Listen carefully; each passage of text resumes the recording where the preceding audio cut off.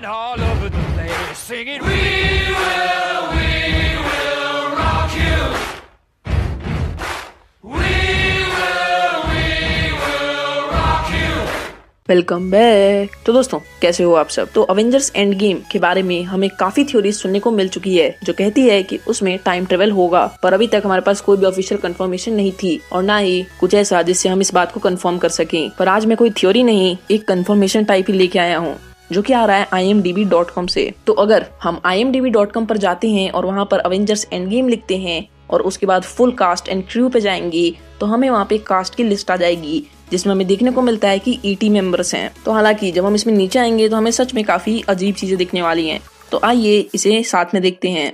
तो सबसे पहले चीज जो आपने नोट की होगी कि इसमें ऐसे भी कैरेक्टर्स हैं जो कि स्नैप के बाद गायब हो चुके हैं, और ये तो काफी आम सी बात है क्योंकि काफी लोगों का बिलीफ है कि ये लोग मूवी के लास्ट में वापस आएंगे, तो इसीलिए हम मान सकते हैं कि ये मूवी में है। पर जैसे जैसे हम नीचे आते जाते हैं हमारी हैरानियत और बढ़ती चली जाती है क्योंकि इसमें ऐसे भी कैरेक्टर्स हैं जो कि स्नैप के कारण नहीं बल्कि बहुत पहले ही मर चुके हैं, जैसे कि द एंशिएंट वन और उसके बाद द क्रॉसबोन्स। ऐसे कैरेक्टर्स और भी इसमें ऐसे कैरेक्टर्स हैं जो कि पहले ही मर चुके हैं। और उसके बाद अगर हम नीचे और जाएं तो हमें दिखती है कैथरीन लैंगफोर्ड, पर यहाँ पे ये क्लैरिफाई नहीं कर रखा कि वो किस चीज का रोल करने वाली हैं। तो ऐसा हो सकता है कि वो जो हो हाउकाई की बेटी का रोल कर रही हो क्योंकि यही काफी ज्यादा पॉपुलर हो रही है थ्योरी, या फिर हो सकता है वो कैसी लैंग का ओल्डर वर्जन प्ले कर रही हो। बट उसके लिए हमने पहले भी बहुत बार थ्योरी सुन रखी है कि वो एमा फॉर्मैन कर रही हैं और नीचे हमें उनका भी नाम देखने को मिलने वाला है, इसीलिए हम ये मान लेते हैं कि ये शायद हाउकाई का बेटी का रोल करने वाली हैं। अगर हम और नीचे आते हैं तो हमें हार्ली कीनर दिखता है जो कि आयरन मैन 3 में था और आप सबने तो उसे पहचान ही लिया होगा, तो वो भी इस मूवी में रिटर्न आने वाले हैं। और नीचे आने पे हमें एमा फॉर्मैन दिखती है जिनके बारे में मैंने आपको बताया कि वो शायद केसी लैंग का फ्यूचर का रोल प्ले करने वाली है। बट दिक्कत तो ये है कि हमें अवेंजर्स एंड गेम के ट्रेलर से बात साफ हो चुकी है कि वो जो मूवी की टाइमलाइन है वो कोई 5-6 साल आगे नहीं, प्रेजेंट टाइम पर ही है, तो ये काफी ज्यादा कंफ्यूजिंग लगता है। बट यहाँ पे तो उनके रोल को क्लैरिफाई नहीं कर रखा है। उसके बाद हमें एक कैरेक्टर कैथरीन गोल्डन दिखती है कि वो mid town high school student का रोल प्ले कर रही है, तो हो सकता है ये स्पाइडरमैन से रिलेटेड हो क्योंकि मिड टाउन हाईवे स्कूल में तो वही जाता है। और हमें यहाँ पे बहुत सारी ऐसी स्टूडेंट कैरेक्टर्स दिख जाती हैं जो कि स्टूडेंट का रोल प्ले कर रही हैं, तो इसके बारे में हमें नहीं पता।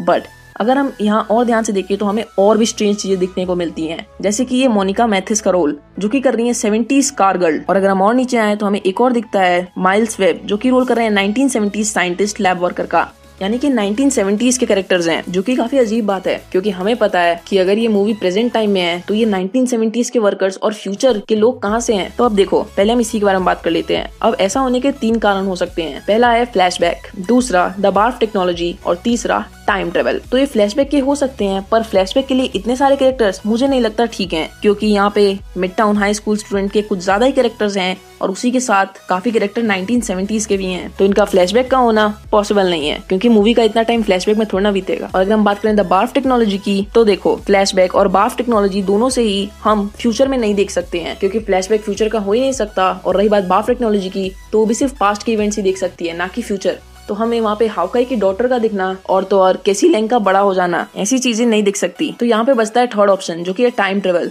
इससे एवेंजर्स पीछे जाकर 1970s के कैरेक्टर से भी मिल सकते हैं और एंटमैन शायद से आगे जाकर अपनी बेटी से, या फिर ऐसा भी हो सकता है कि एंटमैन वोर्टेक्स से फ्यूचर में निकला हो और उसके बाद वो अपनी बेटी से मिला हो जो कि है अब एमा फॉर्मैन, और उसके बाद वो वापस टाइम ट्रेवल करके पास्ट में अवेंजर्स के पास आया हो जिसको हमने ट्रेलर में देखा था। अगर हम इस लिस्ट में और नीचे जाएं तो हमें बहुत से कैरेक्टर्स वॉरियर दिखते हैं जो कि शायद से जापान के हैं और इसमें से कुछ एक्टर्स भी जापानीज हैं, तो ये जरूर जापान में होने वाले हाउकाई से रिलेट कर रहे हैं। तो हो सकता है हाउकाई का जापान में होना कोई बहुत बड़े इवेंट को दर्शा रहा है, हो सकता है वहाँ पे मूवी का काफी ज्यादा टाइम बीते। और दूसरी बात यहाँ पे हमें शील्ड के भी काफी ज्यादा एजेंट्स दिख जाते हैं, इसका मतलब इस मूवी में शील्ड का भी बहुत बड़ा रोल होने वाला है। और नीचे जाने पे हमें कुछ सोल्जर कैरेक्टर्स भी दिखते हैं और कुछ मिलिट्री ऑफिसर, तो हो सकता है कैप्टन अमेरिका वाले टाइम के हों। तो जी हाँ, ये थी IMDb की कास्ट लिस्ट जिसने हमें टाइम ट्रेवल का क्लू दे रखा है क्योंकि इसमें फ्यूचर की और पास्ट के कैरेक्टर्स हैं प्रेजेंट के कैरेक्टर्स के साथ। तो ऐसा होना बहुत आम सी बात है कि जैसे कि हमारे कैप्टन अमेरिका और कुछ अवेंजर्स जाएं पास्ट में शायद से विंटर सोल्जर के वक्त कुछ इवेंट्स को बदलने जहां उनकी मुलाकात क्रॉसबोन से हो, इसीलिए वो इस लिस्ट में है। या फिर हो सकता है वोंग जो है